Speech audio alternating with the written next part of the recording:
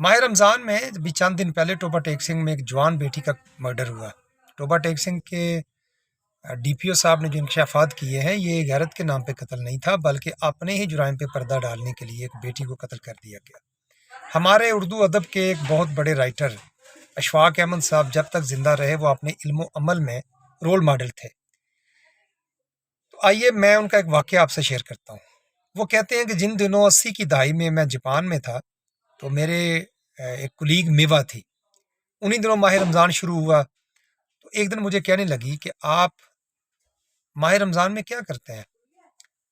कहते हैं मैंने बड़ी संजीदगी से उसकी तवज्जो दिलाई कि हम भूखा प्यासा रहने के साथ साथ झूठ से बचते हैं, सच बोलने को इंश्योर करते हैं, इंसाफ की फरहमी को यकीनी बनाते हैं, तमाम मॉरल वैल्यूज़ को आखिरी दर्जे में इंश्योर करते हैं,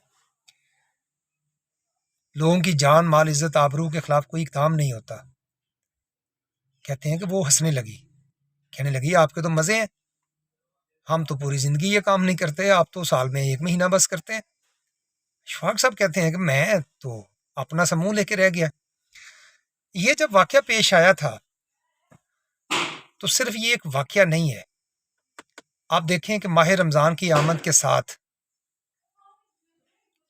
महंगाई का तूफ़ान सर उठाता है, ज़ख़ीरा अंदोज़ी सर उठाती है, लोगों की जान माल इज़्ज़त आबरू के ख़िलाफ़ इक़दाम होते हैं, कत्ल भी होते हैं, इज़्ज़तें भी लुटती हैं, छोटे-छोटे बच्चे भी रेप का निशाना बनते हैं। यानी वही एक रूटीन जो 11 महीने सोसाइटी का मुकद्दर है, वही चलती रहती है। ज़रा बराबर तब्दीली पैदा नहीं होती।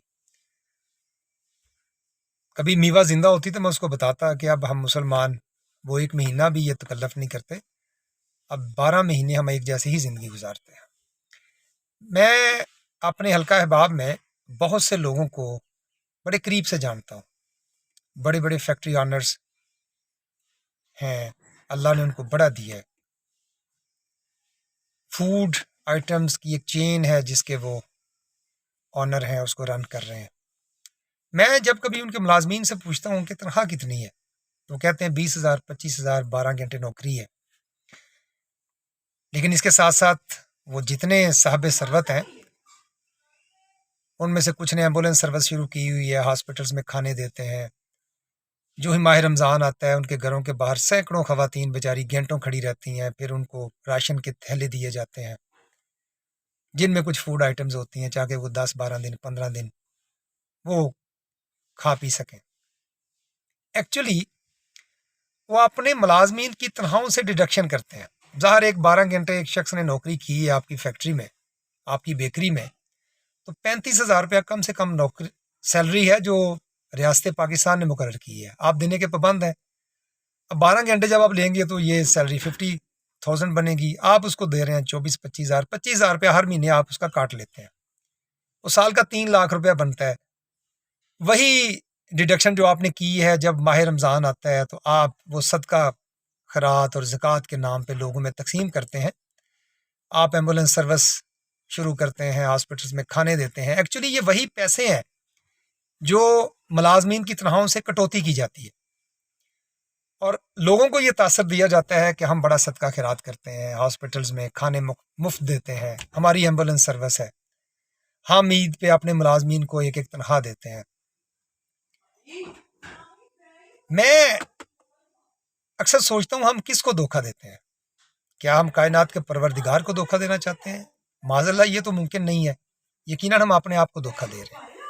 हम अपने अमाल को अपने हाथों से ज़ाया कर रहे हैं।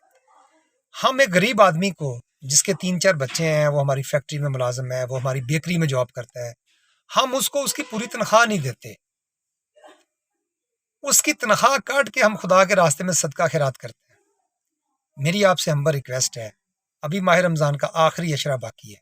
आइए अपने रवैयों पे नज़रसानी करें, अपने मुलाज़मीन को पूरी तनख्वाह दें। आप खुदा के रास्ते में सदका खैरात ना करें। आप सिर्फ़ इस बात का अज़्म कर लें कि मैं अपने मुलाज़िम को पूरी तनख्वाह दूँगा। अगर आप 3-4 साल बाद एक फैक्ट्री के बाद दूसरी लगा सकते हैं, तो आपके अंदर इतना हौसला भी होना चाहिए कि आप अपने मुलाज़मीन को पूरी तनख्वाह भी दे सकें। अगर आप इतनी तब्दीली अपने अंदर पैदा कर लें, तो हम इस मुआशरे को बहुत हद तक ठीक कर सकते हैं। आप बाज़ार में हैं, वहाँ पे झूठ ना बोलें, कम ना तोलें, شائستگی سے پیش آئیں، پیار محبت سے پیش آئیں، اخوت اور بھائی چارے کو انشور کریں. اگر آپ یہ چیزیں کر لیتے ہیں تو ہمارا یہ معاشرہ جنت ہو سکتا ہے، اور ہم فخر سے کہہ سکتے ہیں کہ ہم مورل ویلیوز کو لیڈ کرنے والے لوگ ہیں. یہ بات تو ہم مانتے ہیں کہ ابھی پوری دنیا میں ہمارا کہیں کوئی مقام نہیں ہے، کوئی ہم پہ ٹرسٹ کرنے کے لیے تیار نہیں ہے.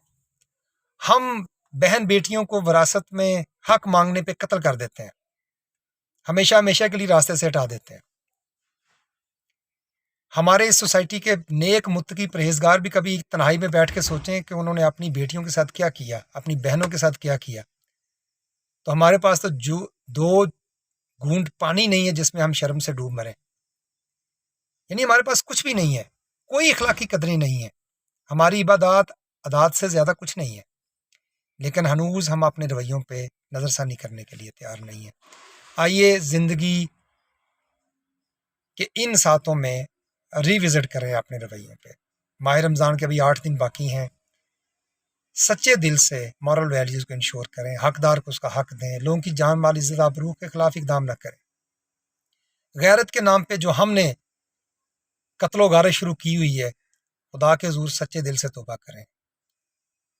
اپنے جرائم پہ پردہ ڈالنے کے لیے اتنے محترم اور پاکیزہ رشتوں کو موت کے گھاٹ نہ اتاریں. اپنا بہت سا خیال رکھیے گا. آپ کا بہت بہت شکریہ.